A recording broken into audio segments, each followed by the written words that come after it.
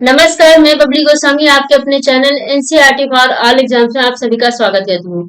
हमारी जो सीरीज चल रही है एनसीईआरटी की 6 to 12 एसएसटी और उसका 6, 7, 8 का ज्योग्राफी हिस्ट्री का प्लेलिस्ट बन गया है। आप चैनल पर जाके प्लेलिस्ट में जाके आप देख सकते हैं। और ये जो सिविक्स है 6, 7, 8 कंप्लीट करेंगे। क्लास 6 का चैप्टर 5 गांव का प्रशासन आज का वीडियो है। वीडियो लॉन्ग नहीं होने देंगे। अगर जो ज्यादा लॉन्ग चैप्टर होगा तो 2 पार्ट में बनाएंगे, लेकिन अगर जो शॉर्ट है चैप्टर तो उसको एक ही पार्ट में 15 मिनट से ज्यादा नहीं होने देंगे, 15-20 मिनट का। ओके, तो इसमें हम लोग गांव के प्रशासन के बारे में पढ़ेंगे कि वहां पे कैसे काम होता है, वहां पे मार लड़ाई जो भी हुआ, जमीन का कोई विवाद हुआ तो कहाँ पे शिकायत करते हैं। भारत में 6 लाख से अधिक गांव हैं। 6 लाख से भी अधिक गांव हैं। उनमें बिजली, पानी, सड़क और जो व्यवस्थाएं होती हैं, नालियां साफ कराना, ये सारा जो काम होता है ये, और साथ ही जमीन के दस्तावेजों का रख रखाव करना, और कोई भी विवाद हो गया तो उसका निपटारा करना, इन सभी व्यवस्था के लिए गांव का जो प्रशासनिक ढांचा होता है वही सब जो है हम लोग इसमें पढ़ेंगे इस लेसन में। जैसा कि एनसीईआरटी के हर चैप्टर में होता है कि एक स्टोरी से शुरुआत करते हैं और उसी से लेते हुए टॉपिक पर जाते हैं। तो यहाँ पे गांव के झगड़ा, मोहन एक किसान है, मोहन और रघु, जो मेड़ को लेकर झगड़ा हुआ है दोनों में। मोहन जो है बढ़ गया है, रघु के मेड़ को थोड़ा आगे बढ़ा लिया है। मोहन ने देखा रघु ने पेड़ मेड़ को बढ़ाया, जो रघु है वो मोहन के खेत में बढ़ गया, यानी जमीन को आगे बढ़ा लिया। जो खेती की जमीन होती है उसमें बड़ा आसानी होती है, मेढ़ी तो होती, पतली सी मेढ़ होती, काट दो। तो, तो फिर ये सारी जब विवाद हुई तो दोनों जो है हाथापाई हो गई। बाद में घर गए, मारपीट हुई। तो उसके बाद एक दोस्त ने बताया चलो पुलिस थाने इस पर शिकायत करते हैं। तो किसी ने कहा कि हम बड़े पुलिस थाने चलते हैं, यहाँ नहीं जाएंगे। तो इसमें बताया गया पुलिस थाने का क्षेत्र, जो भी गांव होता है, जो भी एरिया होती है, आपके एरिया के पास एक पुलिस थाना होता है। और वो उसे जिस एरिया में आपका पुलिस थाना लगता है वहीं पे रिपोर्ट दर्ज होगी। हर पुलिस थाने का एक कार्य क्षेत्र होता है जो उसके नियंत्रण में रहता है। लोग उस क्षेत्र में हुई चोरी, दुर्घटना, मारपीट, झगड़े आदि की रपट उसी थाने में लिखवा सकते हैं जहां वहां के थानेदार की जिम्मेदारी होती है। यहाँ वहां के थानेदार की जिम्मेदारी होती है कि वह लोगों से घटना के बारे में पूछताछ करे, जांच पड़ताल करे और अपने क्षेत्र के अंदर के मामलों की कार्रवाई करे। तो थानेदार का ये काम होता है कि जो भी सबका क्षेत्र बटा होता है, सारे जो पुलिस थाने होते हैं सब का क्षेत्र बटा होता है, यानी कहीं भी जाके आप नहीं लिखा सकते हैं। लेकिन आने वाले समय में ये जो है नियम आ रहा है कि आप कहीं भी किसी भी थाने में लिखा ले। लेकिन कोशिश यही करनी चाहिए कि आप जहां पे जो घटना हुई हो वही थाने में जाके रिपोर्ट लिखानी चाहिए। पुलिस थाने में होने वाला काम। अब पुलिस थाने में क्या काम होती है, यहाँ पे जब लोग पुलिस थाने पहुंचते हैं तो मोहन भी पहुंचा और वहां पे शिकायत की, लेकिन जो थानेदार है वो नहीं मान रहे थे, वो रिपोर्ट नहीं लिख रहे थे। तो फिर उसके बाद मोहन बाहर गया, यानी मोहन बाहर गया और अपने पड़ोसियों को जो उस समय देखे थे, चश्मदीद जिसको बोलते हैं, वो गए और बताएं कि हाँ हमने देखा मारपीट हुई थी, अगर जो हम न बचाते तो ये जान पर आ जाती। तो ये सब घटना देखते हुए फिर जब थानेदार पर जोर डाला गया तो वो रिपोर्ट लिख लिए। तो और लिखित रिपोर्ट उन्होंने कहा कि हमें लिखित दीजिए, जो है लिख कर शिकायत करिए, फिर हम उसको करते कार्रवाई। तो लिख के देना रहता है एफआईआर में, आप बोल के नहीं, या तो आप नहीं पढ़े लिखे हैं तो आप वहां बोलिए, वो लिखेंगे। वरना जो है जैसे कि तस्वीर में बनी है देखिए,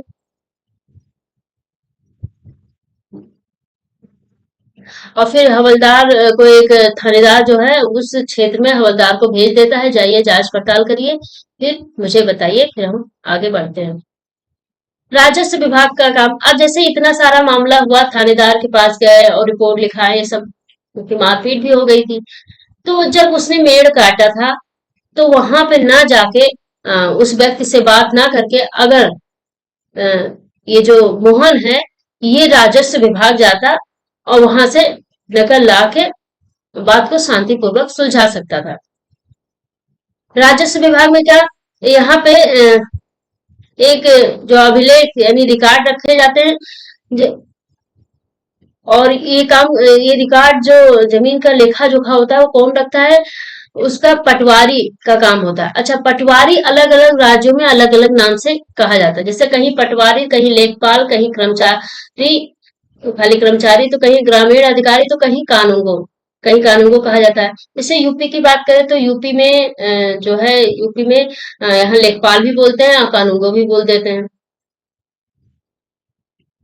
तो वहां पे जो है जमीन की लेखा जोखा रहती है, फिर वहां से पता चल जाती है कि इसकी जमीन क्या कौन सी है और कितनी है। और वो एक नक्शे के रूप में रखता है। खसरा शब्द करते हैं वहां पे। खसरा यानी रजिस्टर, इसको रजिस्टर इंग्लिश में बोलेंगे। पर सारी विवरण रहती है, गांव के लोगों की जमीन का सारा रिकॉर्ड और सब कुछ रहता है। आमतौर पर पटवारियों के पास नापने के लिए अलग अलग तरीके होते हैं, सबके अलग अलग तरीके होते हैं। किसी के पास लोहे का सरिया होता है, तो किसी के पास लोहे की जंजीर होता है, जिसे ये जो नापने की जो चीज का इस्तेमाल करते हैं, जंजीर या सरिया, उसको बोलते हैं जरीब कहते हैं। ये सारे शब्द जो मैंने हाईलाइट किया है, ये आप अपने नोट्स में लिख लीजिएगा, और ये पॉइंट जो है अच्छे से याद रखिएगा, क्योंकि इसी से क्वेश्चन बन सकते हैं। पटवारी किसानों से भूमि कर भी अब ये सारा काम करने के लिए जो खर्चे लगते हैं वो सब कहाँ से आते हैं, तो जो पटवारी लेखपाल जो होते हैं भूमि कर लगता है। जैसे कृषि कर नहीं लगता है, सबको पता है, यानी कृषि कर मतलब जो उपज होती है उसमें उस पर कर नहीं लगता है। लेकिन जब खेतों का क्रय विक्रय होता है तो वहां पे टैक्स लगती है। वही सब टैक्स से थोड़े थोड़े में बहुत सारा टैक्स तैयार हो जाता है ना। तो ये सब जो टैक्स होते हैं, यही सबसे ये सारे खर्चे निकलते हैं।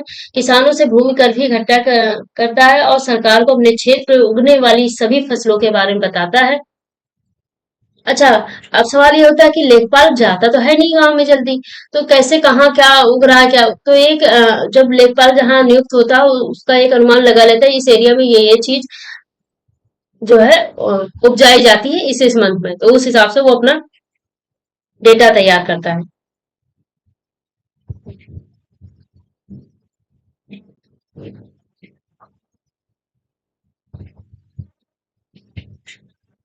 किसान कई बार फसल बदल देते हैं, कुछ और उगाने लगते हैं।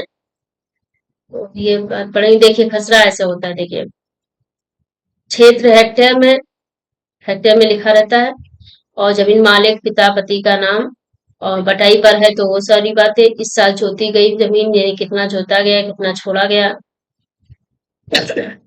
सॉरी, पड़ती जमीन, पड़ती मतलब जो ऐसे पड़ा रहता है। सुविधाएं, यानी वहां पे क्या क्या है, जैसे कुआं चालू है, किसी के यहाँ चारागाह भी बनाए हैं, ये सारी चीजें बहुत लोग बनाए हुए हैं। तो यहाँ पे ये देखिए ऐसे मैप के रूप में ऐसे बनाते हैं, और ये देखो निशान जो यहाँ पे ऐसे ऐसे उनका भी बना रहता है ऐसे चिन्ह, कि इस सिंबल का मतलब ये है, इस सिंबल का मतलब ये है। तो अगर यहाँ पे बोले कि जैसे यहाँ पे देख लिया, नाम बोला गया, किसी ने नाम बोला कि ये नाम है फला, तो वहां पे देखा गया कि किस नंबर पर, तो यहाँ पे तो ऐसे जान जाते हैं कि हाँ यहाँ पे इसकी जमीन है। आगे बढ़ते हैं। अच्छा, किसानों को अक्सर नक्शे और रिकॉर्ड की जरूरत होती है खेत के, तो कई राज्यों में है कंप्यूटराइज कर दिया गया है, कंप्यूटर में डालकर पंचायत, जो भी पंचायत क्षेत्र होती है हर पंचायत क्षेत्र में दे दी गई है, और वहां से लोग अपने आसानी से निकलवा लेते हैं। और कई जगह वहीं जाके अपने लेखपाल से पटवारी से मिलकर ही निकालना रहता है। अब यहाँ पे कुछ क्वेश्चन दिए हुए हैं कि कब कब इसकी जरूरत पड़ती है, जो ये सब निकाला जाता है, मतलब नक्शे की कब कब जरूरत होती है, तो किसानों को जमीन बेचना होता है तब जरूरत होती है, फसल दूसरे को बेचना होता है तब जरूरत नहीं होती है। और बैंक से कुआं खोदने के लिए बैंक से कर्ज पर भी जो है खेत का नक्शा निकलवाना पड़ता है। और खेतों के लिए खाद इसमें नहीं करना पड़ता है, किसान अपनी जमीन पर बेटे बेटियों से में बांटना चाहता है तब भी जरूरत पड़ती है। तो कोई भी अगर जो अपने खेत में कुआं खोदना चाहता है तो ये सब राजस्व विभाग से उसे परमिशन लेनी पड़ती है, भले उसने खरीद लिया उसका है, लेकिन वो बिना परमिशन के नहीं कर सकता। इस विभाग के वरिष्ठ लोग इस काम का निरीक्षण करते हैं। जो वरिष्ठ लोग कौन होते हैं, जो राजस्व विभाग के होते हैं, ये पढ़ेंगे। भारत में सभी राज्यों को कई जिलों में बांटा गया है, और कई जिलों को कई खंडों में बांटा गया है। जिले के उपखंडों को कई नामों से जाना जाता है। तो जो उपखंड इसी को बोलते हैं, जो छोटे छोटे खंडों में बांटा गया है। जैसे तहसील बोला जाता है, तालुका बोला जाता है। हमारे यूपी में तहसील शब्द बोला जाता है।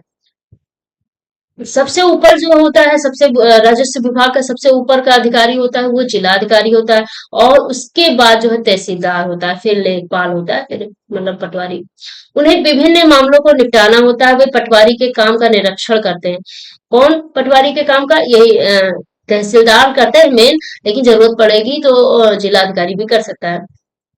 उन्हें विभिन्न मामलों को निपटाना होता है। पटवारी के काम का निरीक्षण कर सुनिश्चित करते हैं कि रिकॉर्ड सही ढंग से रखा गया। राजस्व यानी विभिन्न राजस्व मतलब कि जो कर लिए जाते हैं, विभिन्न तरह के कर जो है वसूले गए हैं, लिए गए हैं अच्छे से, ये सब देखा जाता है। और और ये जो लेखपाल हैं, ये लोग और क्या काम करते हैं कि जात प्रमाण पत्र, आय प्रमाण पत्र, ये सब यही लोग बनाते हैं। तहसीलदार के दफ्तर में जमीन से जुड़े विवाद के मामले भी सुने जाते हैं। तो ये हो गया। और मेन पॉइंट ये है, एक नया कानून हिंदू अधिनियम धारा 2005। याद रखिएगा, हिंदू अधिनियम धारा 2005। इसमें क्या था कि पहले जो है मालिक पुरुष होता था, जमीन की बात आती थी पुरुष ही दिमाग में आता था। तो अगर एक पुरुष के नाम से जमीन है और उसकी मृत्यु हो गई, तो उसके जो बेटे हैं उनके बीच बंटती थी। और फिर इसके बाद में अगर औरत है तो उसको नहीं मिलती थी, लड़की है नहीं मिलती थी। लेकिन बाद में ये हुआ, ये सोचा गया कि चूंकि खेत में काम तो सब लोग करते हैं, जो जिनका खेत होता है, तो क्यों ना सबको बांटा जाए इसमें। तो पिता की मृत्यु के बाद जमीन बेटों में बांट दी जाती थी। हाल ही में ये कानून बदला है। हाल ही में क्या, 2005 में। नए कानून के मुताबिक हिंदू परिवारों में बेटे बेटियों और उनकी माँ को जमीन में बराबर बराबर हिस्सा बांटा गया है। लेकिन बेटियों को मिलना इतना आसान नहीं है। ये देखिए, अभी आप देखेंगे। अ,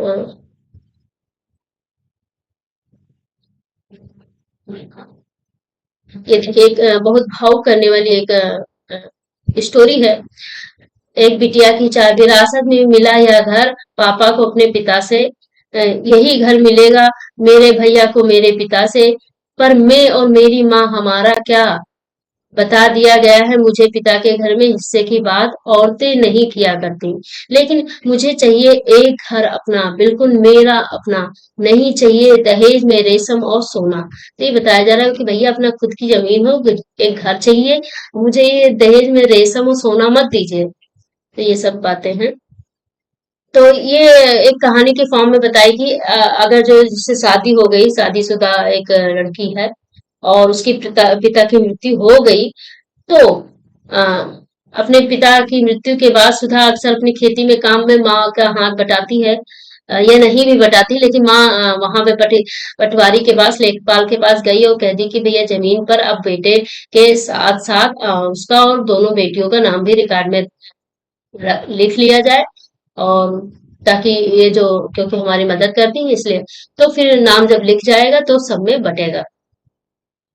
तो सुधा भी इसी निश्चितता में, अब इससे फायदा क्या, सुधा को भी बढ़िया लग रहा है कि हाँ, काम कर रही है, कि जरूरत पड़ने पर वह अपने हिस्से की जमीन से काम चला सकती है।